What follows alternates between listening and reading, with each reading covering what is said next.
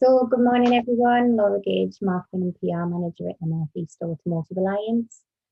Thank you for joining us this morning for our webinar on business connectivity. We're delighted to be joined by NEA member Aspire Technology Solutions, who are one of the fastest growing managed service providers in the north of England, and are headquartered locally at Gateshead.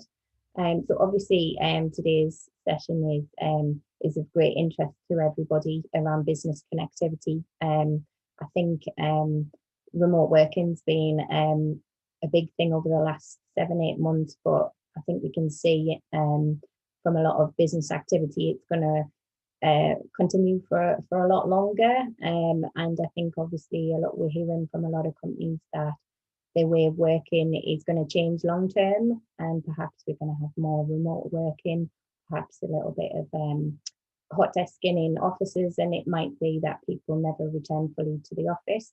So obviously ensuring connectivity efficiencies remain in place and people can offer the same level of services is incredibly important. So we're delighted to be joined by Aspire today, who we're going to really talk about connectivity and ensuring you keep this in place. If you've got any questions throughout the session, then please do put them into the chat facility.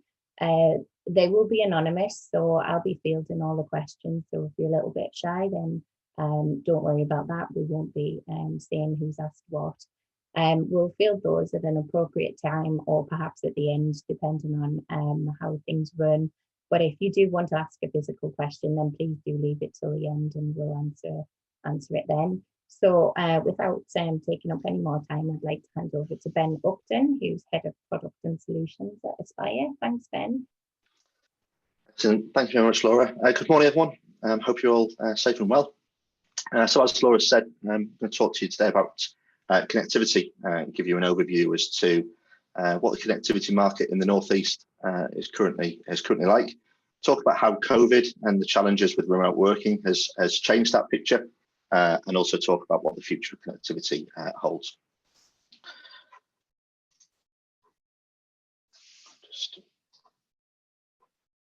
Just trying to skip there. So just to cover what we're going to talk about this morning. So I'll talk around how Northeast businesses are connected. Talk around some of the downsides in the region, and talk around some of the upsides in the region as well. I'll then talk about the different solutions that are out there. Often when we talk to customers, they simply don't know what solution to adopt for their business. There's so many different solutions out there with different acronyms and different features. And what I'll try and do today is unbundle some of those for you. We'll talk about remote working. Myself, like many of you, I'm sure, have been at home since March, and there's a greater demand for business-grade connectivity for home workers, and I'll talk about the options that we have there. I'll then talk about some different considerations that businesses should look to ensure that they maintain that continuity of service. And as I said, I'll talk about the future of connectivity and talk about some of the investment that is being made in the Northeast and what we have to look forward to. And then, as Laura said at the end, there'll be an opportunity to ask any questions that you may have. So a little bit about Aspire Technology Solutions. So based in Gateshead, we are an end-to-end IT solutions company offering many different products, connectivity just being one of them. So IT support and technical consultancy, managed cloud services, and also voice. So we were established back in 2006, currently based at Heworth Hall, which is just across the road from Heworth Metro Station. We have announced that we'll be moving to new headquarters down at Gateshead Quayside early next year. Currently around 165 employees, and our 2019-2020 turnover just short of 24 million. Huge focus that we have at Aspire is on customer service, and we measure that via NPS. We're very proud to say that our average NPS is plus 84, and we measure that through transactional customer feedback through our service desk. And then just some of the awards that we've obtained in recent years, the biggest being the North East Business Awards, winning Company of the Year earlier. So I'll talk a little bit now about how North East connectivity is delivered and the changes that we've seen with the COVID-19 pandemic. So a couple of graphs on the screen at the moment, just sort of showing the huge surge and demand, both in internet traffic across the UK and Europe, and also the massive explosion that we've seen in collaboration tools as people have gone to work remotely. Things like Zoom, Teams, and WebEx, the uptake in them has been huge, and that has put a massive strain on the UK telecoms market and infrastructure. And I think it's safe to say that it's reacted well and it's dealt well with the demands that has been placed on it. But more and more, we are seeing customers needing more reliable connectivity, not just at the office, but also in home locations. So what does the North East connectivity market look like, and who are the main kind of providers? So I put a small map there on screen just showing kind of the main points that we have in the region where our internet traffic is routed to. So across the North East, we have a number of key data centres that are owned by a number of different telecommunications companies, where all of our internet traffic is routed to. And then from the North East, that then goes south towards Manchester and London, and north towards Edinburgh and Glasgow. As a region, we are fairly well connected, and there are a number of key players currently providing services. And just to give a brief overview of who those are and who actually owns infrastructure in the North East. So Virgin Media, a large coverage of their network, mainly in the urban areas, so across the Tees Valley, the city of Durham, and also into Tyne and Wear, a very heavy presence from Virgin Media. But as soon as you get out of those sort of dense urban areas, their network becomes very sparse. Aspire ourselves, we own our own infrastructure network across many business parks, and own a significant amount of fibre, both in Tyne and Wear, County Durham, and also the Tees Valley. BT, obviously the biggest player of them all, and BT seen significant investment over the last few years as they've continued to roll out a number of their products. And obviously the BT network been here since the very start of telecommunications, and every kind of business and residential premise in the region is covered by BT. Although speeds differ massively depending on where you are. And then finally, the newest provider to the connectivity market, a company called City Fibre. They've just started in the North East. They've been up and running for a number of years now, focusing heavily on the Midlands, so Birmingham, Coventry areas. But now we're seeing City Fibre starting to build network in Tyne and Wear. So some of the downsides of North East connectivity, we've seen a lack of investment in our region for many years from national carriers.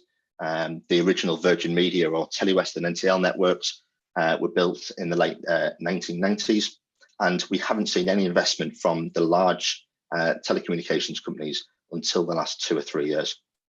What that has meant is that we've had a region which has been very stagnant in terms of the speeds that we can obtain. We still see really poor broadband connectivity on many small business parks. Any investment that we've seen in the last few years has been heavily focused on residential properties, and also given the huge rural population that we have in this region, we are seeing extremely poor coverage in those areas. So some of the good things that we're seeing across the region, in the urban areas, there is a significant fibre optic coverage. I mentioned previously about some of the big players that we've got, and there is a good fibre network across the North East. We now have multiple national carriers present, and the arrival of City Fibre means that there's significant investment in the region. And we've also seen a huge investment recently through public sector projects and private companies. So Newcastle City Council and Sunderland City Council investing heavily in broadband infrastructure at the moment. So next I'll talk about the different solutions that are available for your business. And these are probably the biggest conversations that we have with customers. There are so many different products, so many different acronyms, and so many different types of solutions out there that it's often difficult for customers to understand what is right for them and are they paying the right price. So what I'll do next is talk around a number of different products and try and explain what they are and sort of what businesses they suit the best. So on screen at the moment are kind of what we refer to as traditional broadband products. These are products that are designed for primarily the residential network, although businesses can often piggyback onto them depending on their requirements. So the first one, ADSL broadband, goes back many, many years. This would be the first kind of broadband that everyone was introduced to. This network is still around and still available, and sometimes, especially in rural areas, the only option for many businesses. In terms of the delivery, that is purely done on a copper network all the way from the exchange through to the business premise. This copper is very old. In some circumstances, it's been in the ground for 40, 50 years and it's deteriorated. Speeds that are available on this network, generally between 1 and 20 meg, and you will struggle to see service which is better than that. In terms of ADSL, BT has made the decision to stop selling this product in 2023, and that entire network will be closed down in 2025. So there are a lot of customers out there who have legacy ADSL connections, a lot of customers that have it for things like alarms and lift management, and over the coming years, those companies will need to look towards a different product as BT shuts that network in 2025. The next is fibre to the cabinet, and this is a product that a lot of us probably have to our own property. It's a product that's served by both BT and Virgin Media, and again, that's delivered by a copper connection from a street cabinet to a business premise, and then a fibre connection from the street cabinet back to the carrier exchange. Speeds available with FTTC. They've improved significantly over the last few years, and you can currently get up to about 300 meg. With this being a traditional broadband product, it does come with some downsides. You will often share that connection and connectivity with people in your local area, and it is prone to severe latency. In my house, I live about half a mile from Newcastle city centre. I get decent speeds, but I still suffer when everyone gets home and everyone puts Netflix on, and especially with people working from home at the moment, there's been an obvious deterioration in that product. The next solution that's come to the market is fibre to the premise. This is being rolled out gradually by BT, and they've made some fantastic progress in the last 12 months. And we're also seeing Virgin Media and City Fibre adopting this type of delivery to residential and business customers. Again, with it being a traditional broadband product, as a business customer, you would share that connection. So depending on how many local premises are using that connectivity at the time, whilst you can get speeds up to 900 meg, which is a staggering speed, during busy times, you will see that speed start to deteriorate. So I'll talk now a bit about business grade connectivity, and on the next slide I'll talk around some of the significant differences, but here I'll just cover off some of the products. BT have a product called Ethernet over FTTC. So this is a product that is delivered on the same network that we looked at previously, so delivered over the residential network, but it's delivered with a business grade solution in terms of the equipment that's put into the business premise. This is a much more reliable connection for businesses. It brings down the rate that you are sharing that connection significantly, and it also comes with enhanced fixed times should there be a fault. Ethernet FTTP. So this is the business grade solution over fibre to the premise. This is due to be launched by BT in the next 3 to 4 weeks. And again, what that will do is that will overlay more advantages for business customers who are looking for more reliable connection and reducing kind of that rate that they will need to share the connectivity. And then last but not least is a lease line. So lease line offering speeds, staggering speeds up to 100 gig. And this is delivered purely on a fibre connection. So a lease line is really kind of the golden product for business customers. It is a connection that is dedicated to them. It's not shared by anyone else, and it gives, as you can see there, staggering speeds. So in terms of why it's sort of really important to look towards business grade connectivity. So traditional broadband there on the left, while you will see really high download speeds very often, you will see very slow upload speeds in comparison. So if you are a business that is using cloud products, then that slow upload speed that you would see on a traditional broadband connection may really hamper your productivity. Also with traditional broadband, you will share that connection. So if you are in a business park, if you are surrounded by a lot of residential premises, the speeds that you will get and the quality of your connection will depend significantly on the number of people in your area that are using that connection. And the average sort of fixed time for a traditional broadband connection is anywhere between 24 and 72 hours. So whilst the price mark for those products tends to be lower, it does come with some downsides in terms of that fixed time. So if you're a business that's really relying on that connection and you can't afford to have that downtime, then you really need to look towards a business grade connection. And on the right there, we can see the sort of difference. So with a business grade connection, the price that you're paying for the download speed, you will get the same upload speed as well. You won't share that connection with other people, so it's dedicated to you and your business. And also in terms of the fixed times, significantly reduced to between 4 and 6 hours. And this is what the demand that we're seeing at the moment for remote workers. We have many customers at the moment who have moved all of their teams to work remotely. And those teams are suffering when at home, depending on their location, with poor connectivity. So we're seeing a lot of customers at the moment coming to us to offer business grade connections to residential premises. There's been a lot of work done recently by BT, Virgin, City Fibre and Aspire to make sure that these connections can be delivered to home workers. We're able to offer those solutions as well.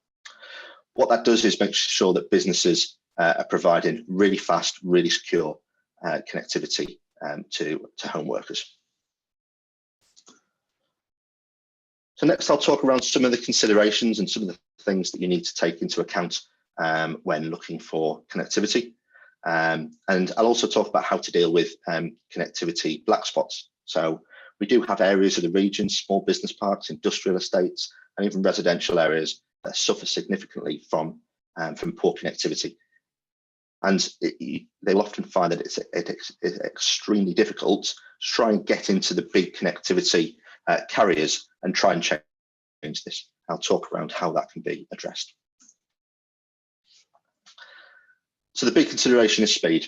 With so many speeds available from 10 meg up to 100 gig, it's often difficult for businesses to understand exactly what speed they need. And all of the national carriers can help with that. A phone call with ourselves, talking around the number of employees that you have that are using the connection, what are you using the connection for, any kind of cloud packages that you may be consuming. We can help you understand what is the right connection for you and what sort of connection is scalable for your as your business starts to grow. I've talked a lot there about sharing the connection, which is known as contention. That's something that you really need to consider and something that can affect the performance and the speed of your connectivity significantly. So if you're running a business that really needs to be safe in the mind that you know what speed you're going to get and you will consistently get that speed, then you need to take contention into mind and look at a business grade connection. I talked around service levels, so really important. I think I would struggle even at home to lose my broadband for one day, let alone if I was running a business. So something that you need to take into consideration and make sure that you have a really good service level. Many providers, if you are in the market for a traditional broadband product, it isn't something that they will generally talk about. So make sure that you do ask that question, make sure that you check what the service level agreement is that you will have. And then resiliency, and this is something that we are seeing an uptake massively from business customers. Even if we go back 2 or 3 years, around 5% of the connections that we were selling had a resilient connection provided with that. We're seeing that now up at nearly 30 to 35% as customers realise that as they move more towards cloud products, Office 365, they just can't, they couldn't deal with even a day's worth of lost connectivity. So resiliency is how resilient is that connection to faults. And what that often means is providing a backup line into a business premise. And that could be in the form of a second lease line from another carrier. So if the primary carrier had an issue, we have that backup solution in place. It could be an FTTC or FTTP product, or it could be 4G and 5G as those speeds start to increase. So talking around some connectivity challenges and dealing with connectivity black spots. And we've helped a number of customers over the last few years who have not been able to kind of get that movement from some of the big connectivity carriers. And we've helped them kind of achieve significantly faster speeds. So firstly, a collective approach always works best. Whenever one of the carriers is looking at deploying greater speeds and better connectivity to an area, they are going to look at what is the return on the investment that they're making. So if you're part of a business centre, if you're part of a small collection of businesses on a business park or an industrial estate, that collective approach towards the carriers will really help. If they can see that there are a number of customers and demand is high, they're more likely to invest and upgrade the connectivity in that area. If you're in a rural area, the gigabit voucher scheme via the government is available. This is a voucher scheme that was available to everyone a few years ago, but that has now changed for rural businesses. So that is available, so make sure you check that out. On Virgin Media and City Fibre's websites, there is an area where you can register your interest. And as both of those companies significantly increase their network footprint across the North East, it's really good to get on there and make sure that you register your interest.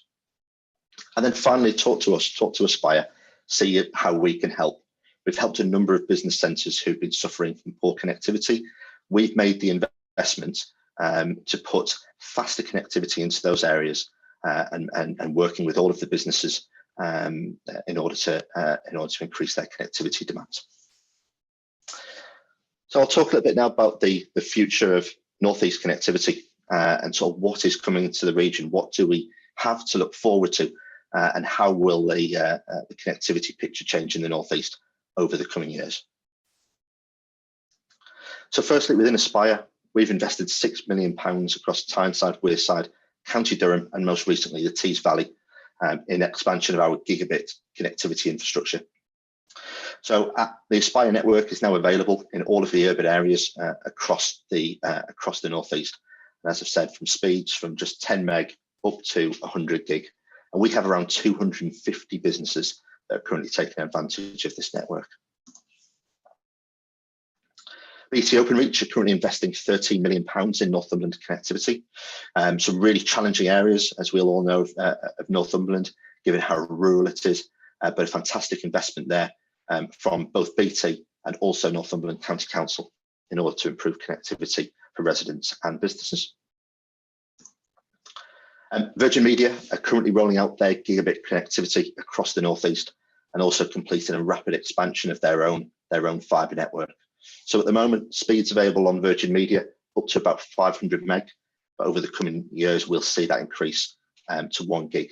Significant investment going on there from Virgin. City Fibre, as I said, newest company to the region. They've been doing a lot of work down in the Midlands and the Southwest over the last few years, but they have now announced plans to build their gigabit network across the North East. That work's already started in kind of the northwest area of Newcastle. However, there are plans to extend that across the whole of the North East in the urban areas over the coming years. Aspire, we've secured a 20-year contract with Newcastle City Council to provide gigabit connectivity to all Newcastle City Council buildings. So over the next 2 years, we will expand that network and we will enhance that network across the city of Newcastle and connect up all of the Newcastle City Council buildings. The Tees Valley Combined Authority has invested 3.5 million for BT to expand the fibre network across the Tees Valley, and that's work that's underway at the moment, and that will see a rapid expansion of BT's FTTP product to Tees Valley businesses and residents. And then finally, City Fibre have recently secured a contract to provide gigabit connectivity to all Sunderland City Council buildings. So again, fantastic news for the kind of Sunderland, Washington areas as that work continues over the next 5 years. So that gives you an overview as to what's coming and how it's a really positive picture for the North East. We have significant investment from a number of carriers, which is going to provide gigabit connectivity. This won't solve everything, and there will definitely still be those areas of the region that don't have the connectivity that they need. And as we go to more remote working from companies, the demand is going to increase further. So if you do have some requirements at the moment, as I said, speak to us. We can talk to you about the best solution for your business, or indeed for home premises where you have people working remotely. And we can also kind of help with that collective and combined approach and try and secure that investment that you need. I'll talk very briefly about what we're doing within Aspire to support North East businesses during and as we come out of the COVID-19 crisis. So I talked a bit about our network and the 6 million investment that we've made over the last few years. So we're currently offering North East businesses 12 months free connectivity on a 5-year contract and 6 months free connectivity on a 3-year contract. And all of those deals are available up until the end of the year. We've had many customers taking us up on this, and we're delighted that we've been able to support people at this time. We do understand, however, that people will currently be in contracts with other connectivity providers. So even if a business does sign up by the 31st of December, you don't need that circuit to go live until the end of June. So we understand that people will be coming out of contracts as we go into the new year. So we've kind of extended that go live time where you can take advantage of this fantastic offer. So hopefully that's given you a good overview of the current market and some of the challenges that we face, both with businesses and residential premises, but also some of the fantastic investment that we're seeing across the North East, and how over the coming years the North East will become one of the best connected regions that we have in the country. So that's everything from myself. Laura, we can open it up to any questions that people may have. Absolutely. If anybody's got any questions for Ben and the team around what's been covered, then obviously please fire away and mute yourselves and ask, or alternatively post them in the chat function. We've got a couple here to kick off with, Ben. How will 5G affect the connectivity market, and how reliable will it be? Yeah, great question. So we are seeing a lot of plans in terms of 5G. There's massive investment from a number of the mobile phone providers at the moment, and certainly EE and Vodafone 5G networks are already going live in the North East. 5G will offer speeds that we've never seen via the mobile cellular network. But it will have the same restrictions as we currently see with 4G. So if you've ever tried to download anything or browse the internet on a weekend when there's a football match on in Newcastle and there's 50,000 people trying to use the mobile network, it will really struggle. And 5G is the same. Whilst it will offer fantastic speeds and it will offer a great solution as a resilient and backup connection, it will still suffer from the same sort of contention. It will still be affected by atmospheric conditions, and the number of people that are using it. So 5G is a fantastic solution. It will revolutionize the mobile network. But business do need to bear in mind that if you're going to use that for your primary solution and your primary connectivity, that there's an element of risk involved, and you won't see sort of the stable and reliable service that you would see with a business grade connectivity product. Great, thanks for that. And you mentioned about the government broadband voucher scheme. Who's eligible for that? Is there a criteria for companies? There is, yeah, and the full criteria can be found on the Department for Culture, Media and Sport website. But the gigabit voucher scheme has been around for many years, and originally it was available to all businesses or all SMEs. In recent years, that's been changed. There was a huge take up in the voucher scheme. That's now changed to try and support the rollout of rural connectivity.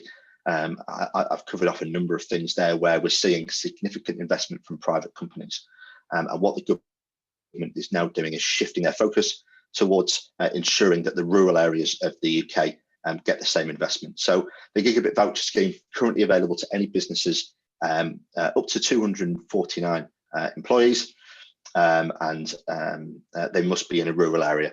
So there's some very clear definitions from the government as to what rural is.